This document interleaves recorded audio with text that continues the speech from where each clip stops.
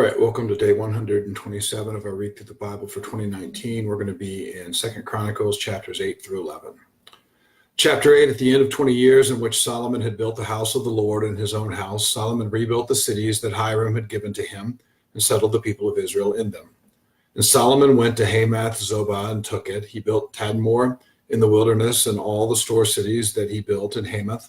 He also built Upper Beth-horon and Lower Beth-horon, fortified cities with walls, gates, and bars, and Baalath, and all the store cities that Solomon had, and all the cities for his chariots, and the cities for his horsemen, and whatever Solomon desired to build in Jerusalem, in Lebanon, and in all the land of his dominion.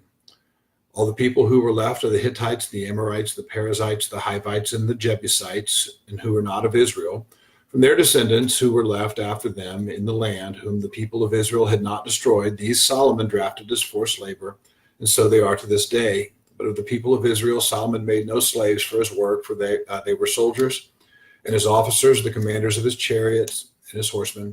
And these were the chief officers of King Solomon, 250, who exercised authority over the people. Solomon brought Pharaoh's daughter up from the city of David to the house that he had built for her, and said, "My wife shall not live in the house of David, king of Israel, for the places to which the ark of the Lord has come are holy." Then Solomon offered up burnt offerings to the Lord on the altar of the Lord that he had built before the vestibule, as the duty of each day required, offering according to the commandment of Moses for the Sabbaths, the new moons, and the 3 annual feasts, the feast of unleavened bread, the feast of weeks, and the feast of booths. According to the ruling of David his father, he appointed the divisions of the priests for their service and the Levites for their offices of praise and ministry before the priests, as the duty of each day required, and the gatekeepers in their divisions at each gate. For so David, the man of God, had commanded. They did not turn aside from what the king had commanded the priests and the Levites concerning any matter and concerning the treasuries. Thus was accomplished all the work of Solomon from the day the foundation of the house of the Lord was laid until it was finished. So the house of the Lord was completed.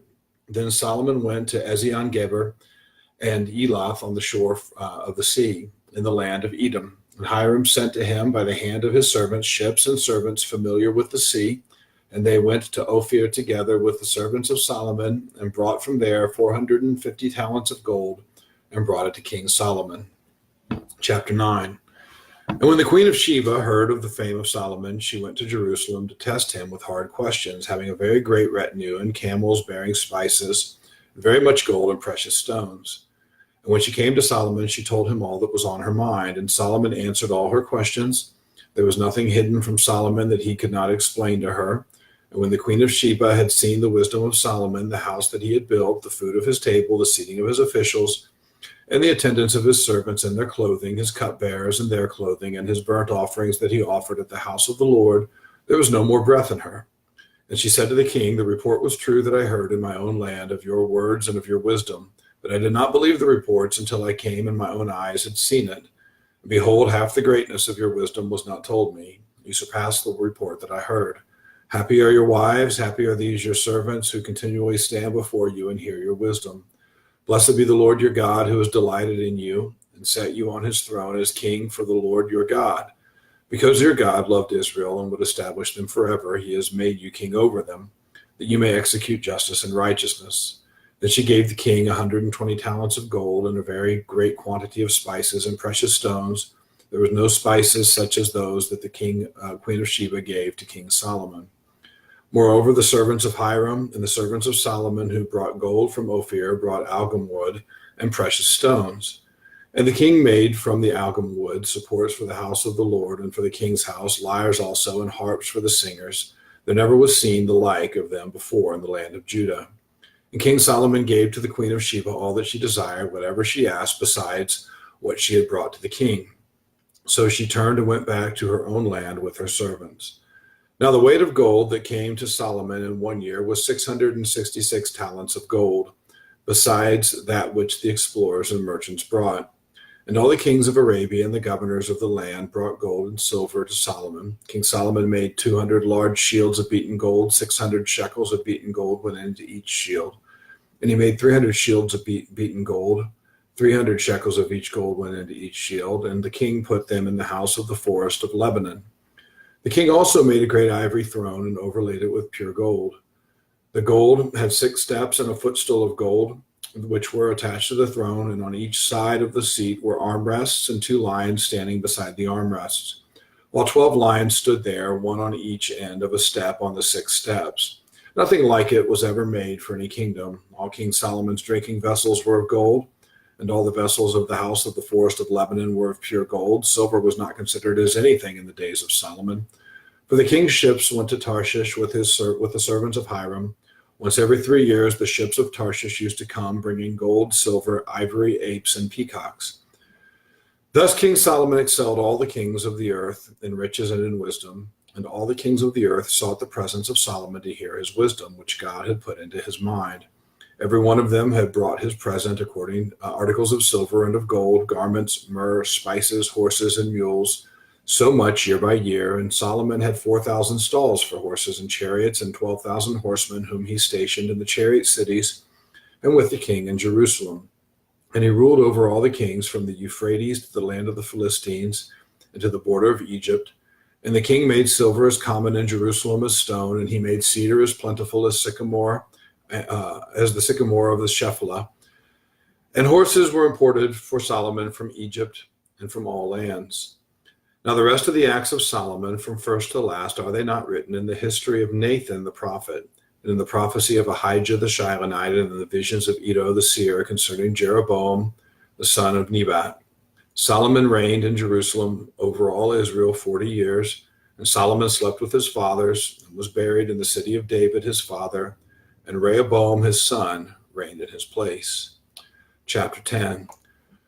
Rehoboam went to Shechem, for all Israel had come to Shechem to make him king. And as soon as Jeroboam the son of Nebat heard of it, for he was in Egypt, where he had fled from King Solomon, then Jeroboam returned from Egypt.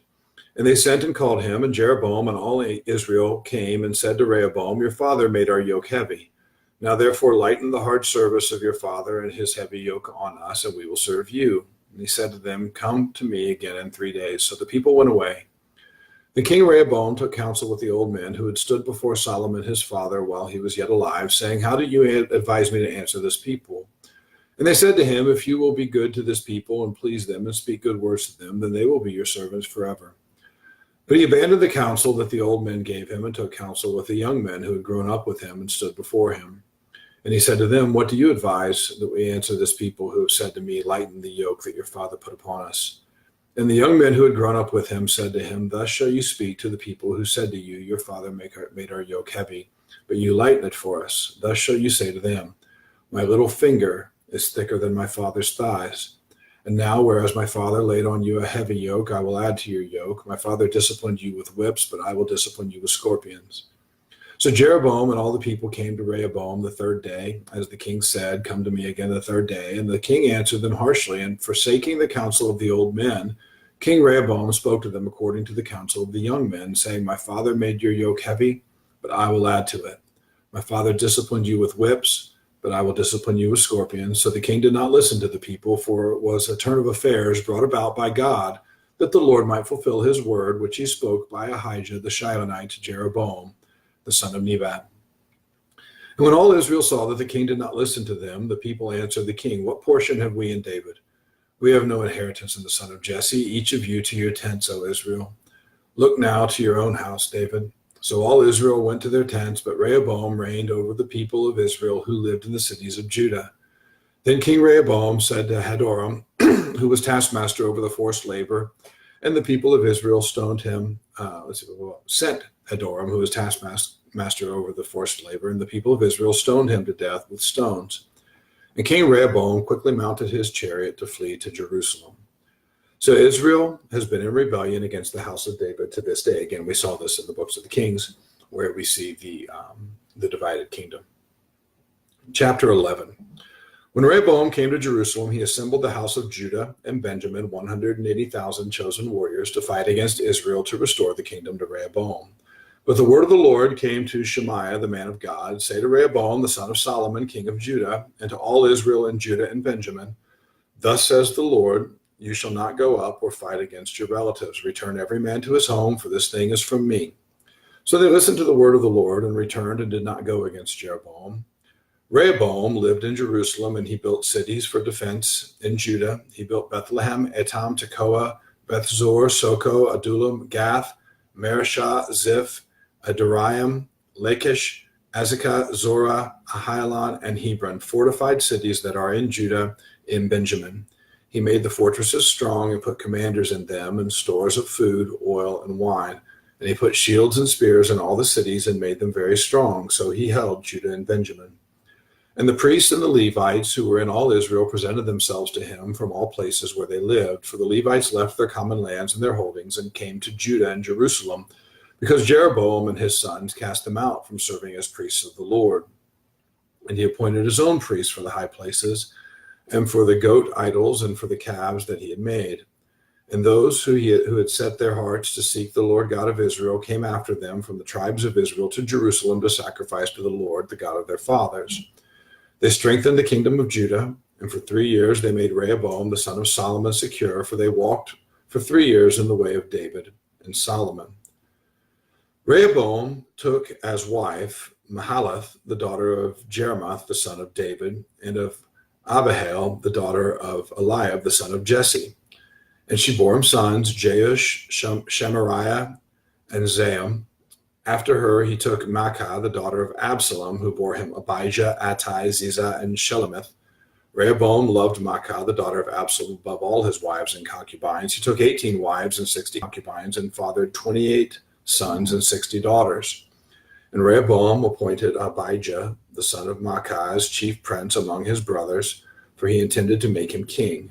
And he dealt wisely, and distributed some of his sons throughout all the districts of Judah and Benjamin and all the fortified cities, and he gave them abundant provisions and procured wives for them. All right, that's chapter 11 of our Read Through the Bible for 2019, day 127. We'll pick up tomorrow in 2 Chronicles chapter 12.